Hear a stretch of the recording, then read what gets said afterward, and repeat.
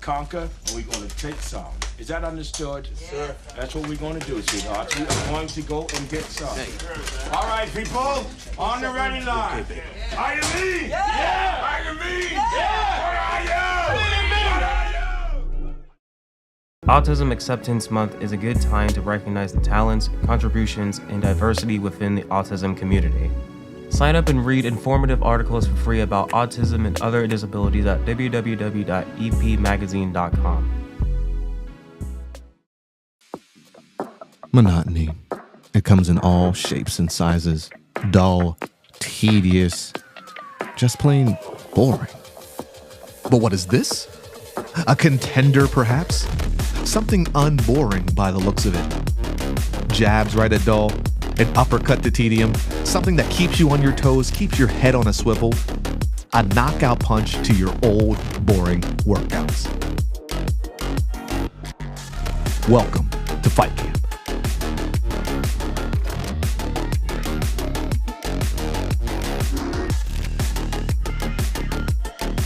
Oscar Mike Radio is a proud podcast partner of Wreaths Across America Radio, heard every Thursday at 11 a.m. and Sunday at 8 a.m. Eastern. They're also big supporters of the nonprofit I Got Your Six, Two Lives at Once. And with every wreath you sponsor through Oscar Mike Radio, $5 goes back to this great organization dedicated to making a difference in the lives of veterans, law enforcement, firefighters, and first responders battling PTSD. Two Lives at Once pairs these brave men and women together with dogs rescued from kill shelters. In this way, two lives are saved at the same time by saving each other. Donate now. Go to wreathsacrossamerica.org/Oscar Mike Radio to help. That's wreathsacrossamerica.org/Oscar Mike Radio.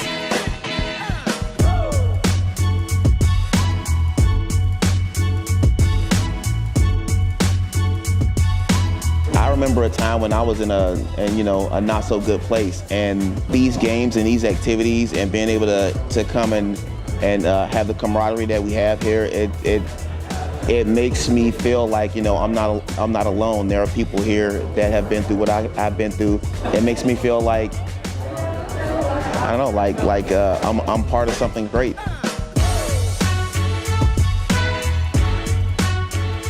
Just let yourself go. Give it a try.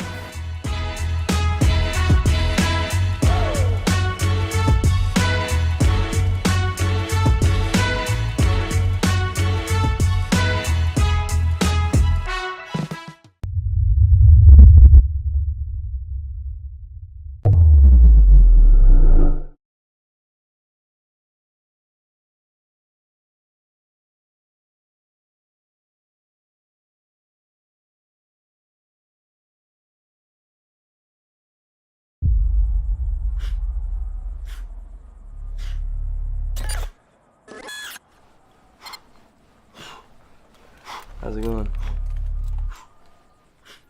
Going well. Okay. It's that new guy energy.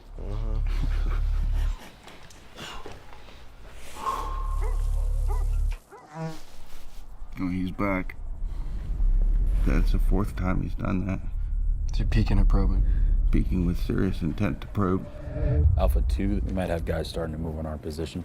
Copy, we're getting a buildup of activity here too. Yeah, I definitely see weapons at this point. Yeah, we have definite massing.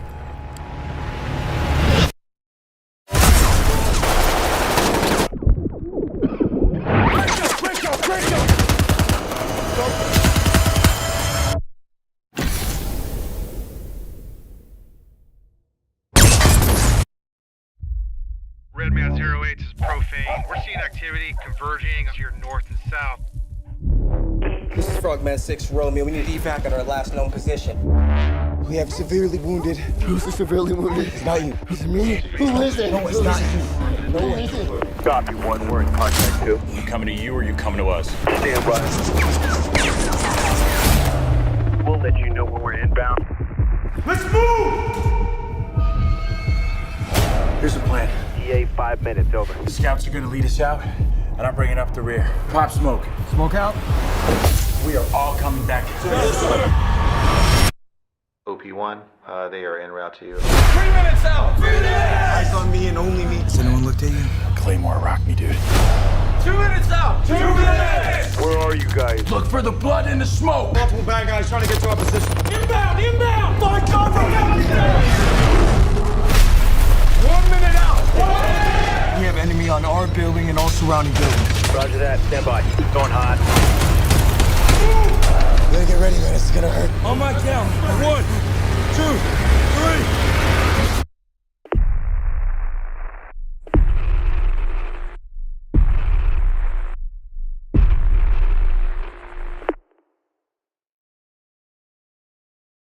Hello and welcome again to Oscar Mike Radio on this special on assignment episode between number 450 and 451. I am remote, I'm on assignment in parts unknown, but like the Marine Corps, any climb and place. And today I'm in Exeter, Rhode Island at Delmyra Kennels. I'm with Armand Perreault and my special guest, Ruth Delmyra, talking about her husband's service and the War Dogs Memorial being built. It's a very exciting time. I'm very honored to be here, and she can't see her in the background. I'm going to call her out anyway. My sister from Mr. Brianna. Hello. Thank you very much. Yes. I'm excited to be with you all today. Before we get into all the good stuff, and I don't know where to begin because it's all good, kind of tell us, Ruth, about yourself and, you know, how you fit into Rhode Island here. Yes. We purchased, Scott Gordon is my husband, and we purchased the kennel in 1976. We were married in 68, and we had St. Bernards. We went to dog shows, even had chows, and it was great fun. But our passion was always to have a war dog monument here in this beautiful state of Rhode Island at the Veterans Cemetery. And so we worked on that, and that's when it was around 2000, got in touch with the Schoenbergs, who was the sculptor of the War Dog Monument. He had done 2 before, and the 3rd one was sitting in his warehouse. And when I found that out, it started. So it's been wonderful, and I have wonderful people helping. Armand's been wonderful helping, and this is very exciting.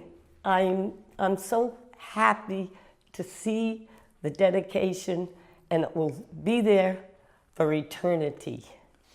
Now, Armand, Brianna and I were talking before we started filming. It's like you've got your little paws in everything. Is Chesty giving you orders from heaven, sir? Yeah, that's what he's doing. Chesty Pull is sending down vibes and words from heaven. He says, you got to go and do this, Sarge. So I says, you got it. You know, Marine's always on a mission. Right? Absolutely. So that's what it is. Yeah. How did you get involved? So how did I get involved with the War Dog Memorial? Yes. Well, it's been something that I've always wanted to see happen. It's always something. Those war dogs are really something. They are great dogs. They save lives. They're dedicated with their handlers and everything. And it's always amazed me how it was. And I always thought, these dogs are in war. They save lives. They do everything. Why don't they have a monument? So I just turned around and I did. And then I had the lucky fortune one time. I was involved with like another one I was involved with was the Indigenous Veterans Memorial at the Rhode Island Veterans Cemetery. And while I was there, one of the workers that's there, Charlie Smith, known as Snow Bear, one of the Native Americans, Seekonk Wampanoag, said to me, you need to meet Ruth. Ruth owns a kennel and she's putting a War Dog Memorial up there, and I know this is something. So I had the opportunity and the pleasure of meeting Ruth, And it just took off from there, you know, it just flowed. Yeah. So that's how I really got involved with it. Now, Ruth, going back a little bit, your husband served in the military, correct? Yes, he was in the Navy. He was on a destroyer. Oh, wow. And he was from Wisconsin, and he was transferred up here to the submarine base. And I met him, and we met. It was probably in, I'm trying to think if it was May. It was around that time. And was it warmer? Yes, it was. It was warmer than now. And in November, we married, and we were together 54 years almost. And at the time, I was working for the federal government, the Defense Department, with the naval submarines. And I was a clerk, worked my way up, and it was just a wonderful career. And then in 2005, they had a payout. You know, they wanted to get rid of and bring the new people in. And so that's, I sat down, Scott says, hey, why not? And they were, you know, I was driving back and forth to Groton. Connecticut every day. Yep. And so then got the buyout and stayed right on working right here at the kennel, and so it was great. Did you both work in the kennel? Or? Yes, yep, and he did too. At one point, my husband was a judge at the Greyhound racing track in Plainfield. So yep, and then he was a postal employee for a while, because he served 2 years. Oh, wow. And then when he got out, he was a reserve for a while. And like I say, when I met him, he was already out. So take me back one more time, just because, you know, I need it sometimes. Where did this desire to make this memorial come from? Was it from you and him, or was it something that you said, you know what, we need to honor these dogs in Rhode Island? It was both of us. You know, the dog shows are great, but they do more than they do everything the dogs do. They're amazing.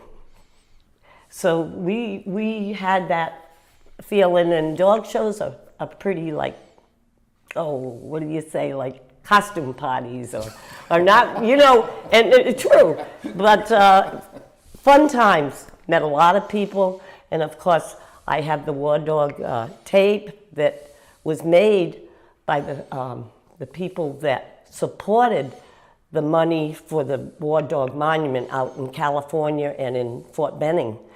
And they had a tape. So I'm at work, right? At that point I was working in the engineering department. I was what they called a management analyst. It was more a bean counter, and it was fun. But anyways, so, you know, and the people that worked there, they always called me the dog lady, so they'd come and ask questions. Come on, I'll get permission to show the tape, and we can all watch it. So some of those people that are still around want to come to the memorial, the dedication.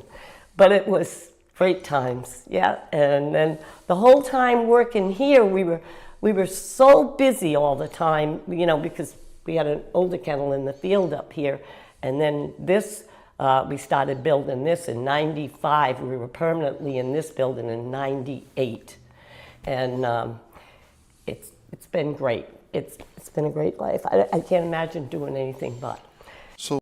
So Armand or Ruth, tell me, what's it like approaching the cemetery to build a monument? I mean, I've driven through the cemetery, and it's you know, Rhode Island's often considered like the stepchild of Massachusetts and Connecticut, right? Right. But I drove through that cemetery, and you could tell the people in Rhode Island take a great deal of pride in making sure the veterans are remembered properly. But still, you got to approach them, present this idea to them, and get them to sign off on that. How did all that work? Well, the other person that was involved, and you haven't met George yet, George Panakis, and his father started the newer part of, because that cemetery's got the back in the 1800s also, the back part of it. But the new, we call it the new part, that cemetery, George's father, and he was in he was a pilot, plane pilot, so Navy, yeah. And I had never met him. I met his son because his son and trained his dogs. And when I wanted to get the monument going, and I was devastated when my husband passed. And I said something meaningful. Sure. So that's when it was probably the September, and I contacted Judge Perrault. He said, I would love to help. It would be an honor. Well, he would have dedicated, and when will it be? Yes, I missed that. I'm sorry. It's May 17th, Armistice Day. Okay. Yeah. So, and the Schoenbergs are coming, and he will speak last and talk about how it started with him. He's a sculptor. He did the Rocky Mountain, not Rocky Mountain, but Rocky the boxer. The Marciano, in Toronto. Yeah, in Pennsylvania. Is it in Philly? It's at a college down in Pennsylvania. Okay, yeah. Yeah, that's what, yep. He designed that and multiple monuments. He did one on 9/11. I have the book here, and it explains a lot of what went happen. It doesn't go into detail, you just picture. So, anyways, it'll be exciting. Awesome. Armand, a lot of veterans get out and they get kind of isolated and alone, and they're used to being a part of a team, part of something bigger than themselves. And a lot of, Korean War and Vietnam era veterans are like, I got nothing to offer anybody, Travis. I mean, no one's going to accept me, helping them out. But you're like, forget all that. I'm in this. What would you tell a veteran who's sitting there, on a Saturday morning alone that, does he still have value? Oh, absolutely still has value. Forever. They served their country. They're willing to do whatever it takes to do the country. And the best thing to do is, especially those that saw combat, is to get out there with the others, their brothers, and it's healing for them. Myself, the more that I get involved with, whether I like to be the voice also for those that don't have a voice, can't have a voice. I like to get out there, and I try to do it. It's not about me. It's always about my brothers and those I served with, Marines and all branches of the service. I just like to get involved with everything, help them all out in any way I can, take care of memorials and stuff, see memorials, and it's just, I get calls, can you help me out? Of course I can. It's everything for veterans and everything they went through. And war is not a good thing. War, unfortunately, sometimes we have to have it. And they never leave you. You just learn how to deal with them better. And so I try to work with Is the monument done? I'll mention, because that's one reason why, because they don't want dogs military. Even at times I'll see people when they got them on a leash and they're being respectful, but it's usually later in the day because people love that place. Yeah. And so anyways, knowing that Mr. Bissell, he's a great man to work with, that he probably wouldn't want a dog monument because it might entice people to bring dogs. So that's when I got George Panakis involved. And the newest cemetery, and all worked out. And so Mr. Bissell, he did agree, and we had to do the plan, who was going to be on the committee, and it happened.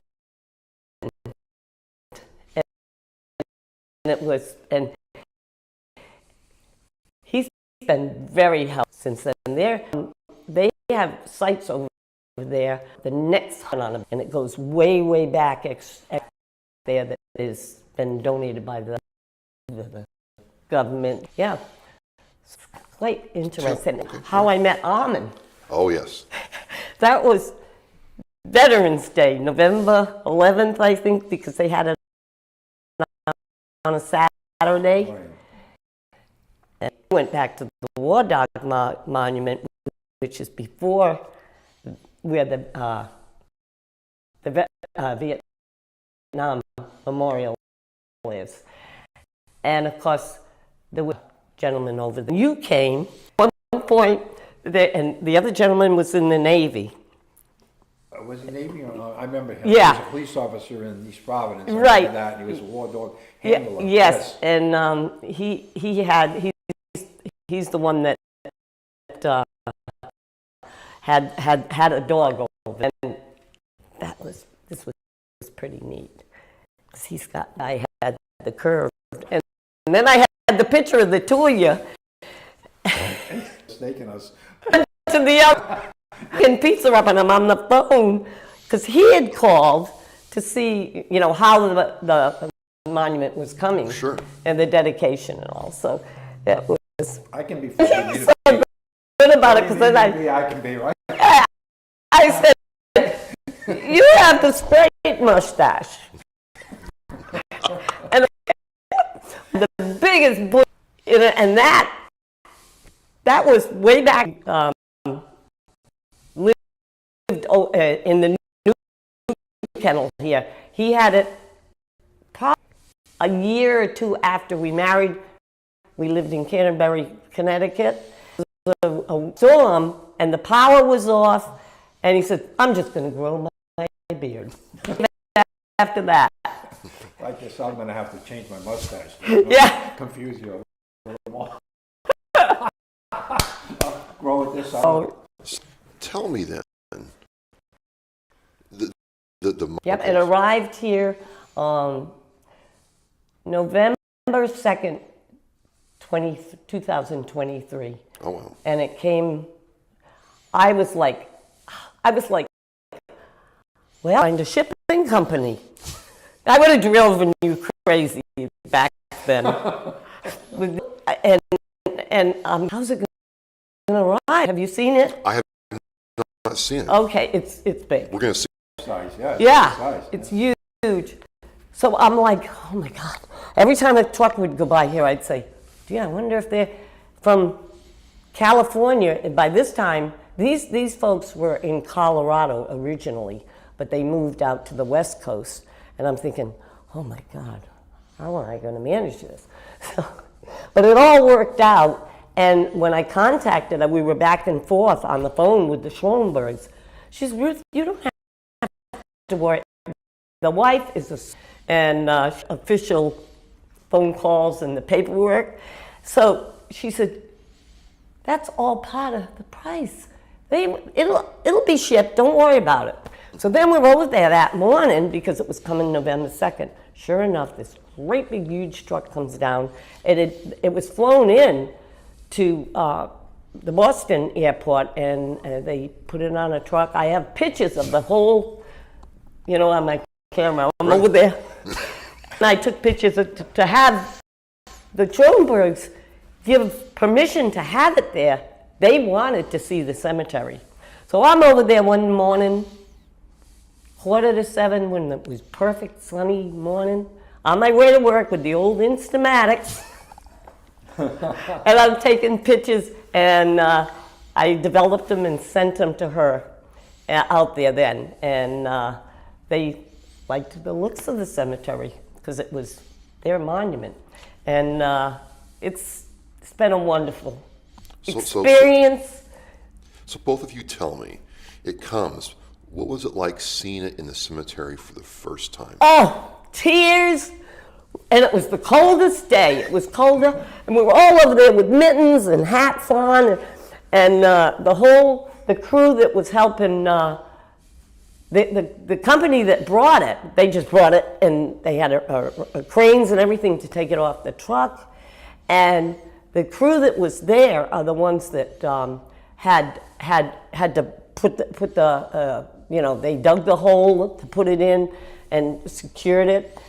And the real thrill, when I knew it was there, they gave a marker to us, and our names are on where the monument sits on the plate in the grounds, the concrete plate. And that was a thrill. And the help that came, it was just fantastic. I have their names. That's what they did. They put up monuments all around New England. Yeah. Yep. So Armand, what was it like for you to see it there?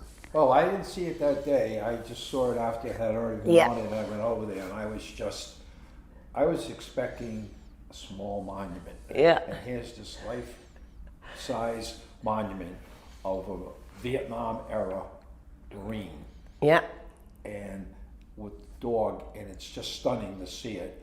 Bronze and everything. It was just so real, that the work, the sculpture work that went into it. I was just really amazed at how well it looked, how nice it was, the size it was, life size, everything. And the interesting thing on this is, it's like he's walking through a wall. When you look at the soldier, he's walking through a wall, and you see him with his dog in the front of this part of the monument. And if you go to the other side of the monument, you see the other side of his body, and he's got his rifle, his M16 rifle through. So it's the way it's designed. It's really something. It is. It's really, really something to see. Yeah. And then on the side of it is a stone with names and all, and about Ruth and how this all became. Yeah. So maybe I missed something, but is this about war dogs during the Vietnam War, or war dogs for all? It's all doing war dogs from that day. Yeah, It looks, because they were around the First World War when people donated their dogs to go. Really? Yep. And the thing is about the monument is the dog is up front, and you see the soldier, and you got to think of this. The dog would scare the bad guys off, right?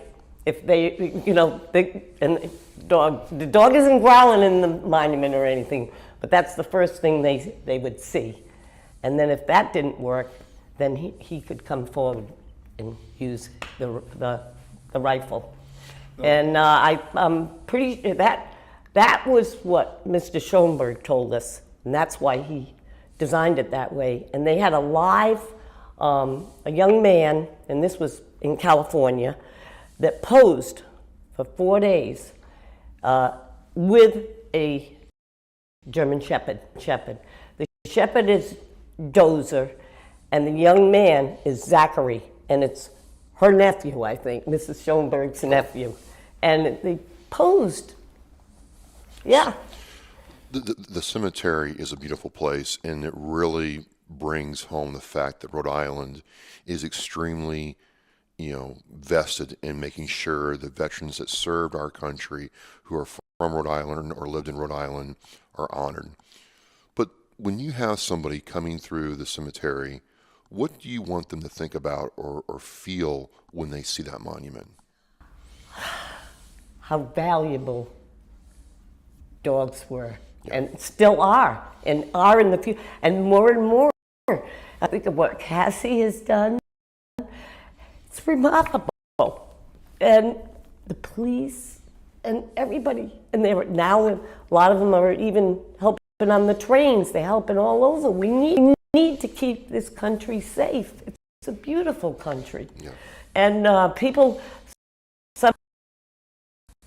I go over there,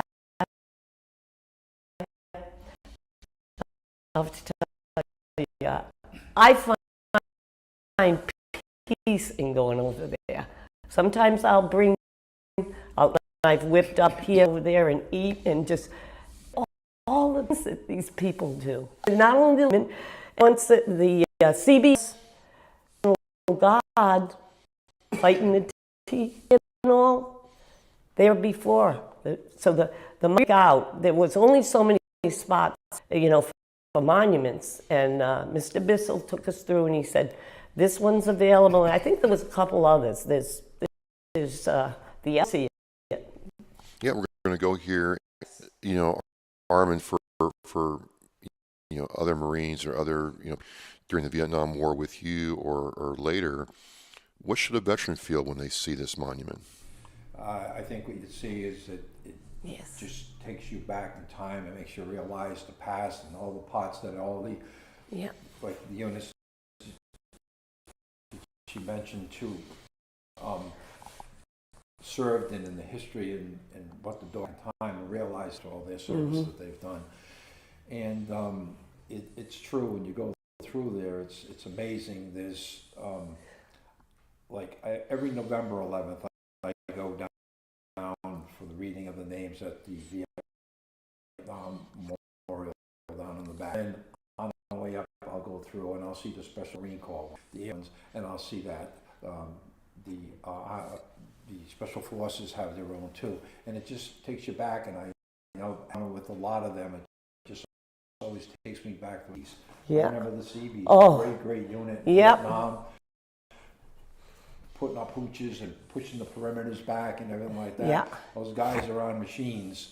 We have to go out and we have to do patrols and everything. Those are on machines. They can't hear rounds going off and stuff coming at them. And they do wonderful jobs. Seabees is a great unit too. I've been around those guys a lot. And all the others do a great job in what their task is. Yes. Ruth, last question. Clear that you loved your husband dearly and that he loved you. You were married longer than I've been alive. Yes. Yeah. Oh. And he served his country, and you met, at just down the street at the sub base, right? But I have to think that he's watching all this right now. I do too. I believe there's a lot that must go on up above, wherever they go to a special place, all of the people. Yeah. And I just think that, you're doing this so that, he's not forgotten either. Right. Yeah. Excellent. It's a wonderful thing. And when you see the monument with the hat on the young man, the helmet, that helmet was very important, and you know this. If they had to hunker down whatever time to get some rest, firing was going on, they could sleep and the dog sat alert. But first they'd feed the dog in their helmet. They'd open up the sea ration. I read all about that, and I said, this is, it's quite fascinating how it all connected. Absolutely. Yes. It's truly an honor for me to be involved in this. It's a privilege. I'm so happy. So happy that I can be part of this. Yes. So we're going to go on assignment now. We're going to, shoot moves, as we say in Hawk. We're going to go to the Exeter Cemetery and check out this wonderful monument right now, and it's going to be great to see it be dedicated on May 17th. So we'll be right back.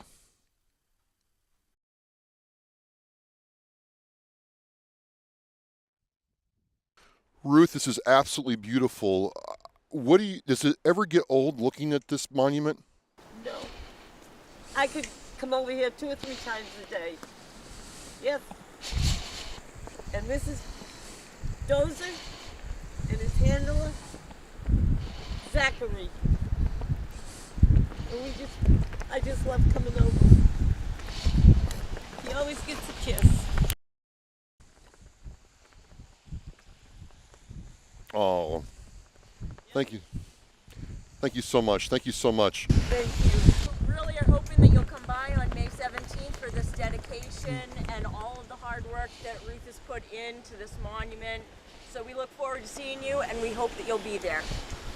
Hey, this is Oscar Mike Perreault down here at the Rhode Island Veterans Cemetery. We'll see you on May 17th. Thank you very much. We are mission in flight. The biggest fear Gold Star families have that their child will be forgotten. We need to never forget freedom wasn't free. It's the fact that they give us the life we have now. We should remember them and give thanks to them. If I can be a part of something today that's going to make the surviving family of any of these veterans, these heroes, feel better tomorrow, then it's worth it. That one wreath symbolizes one family that was able to smile because of the generous donations. To sponsor a wreath and honor a veteran, visit wreathsacrossamerica.org.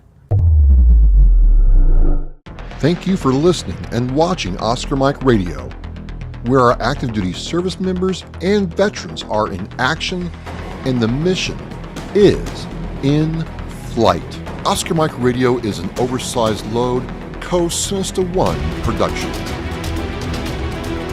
If you are a veteran or know a veteran who needs help, please dial 988 and press 1 for the Veterans Crisis Line.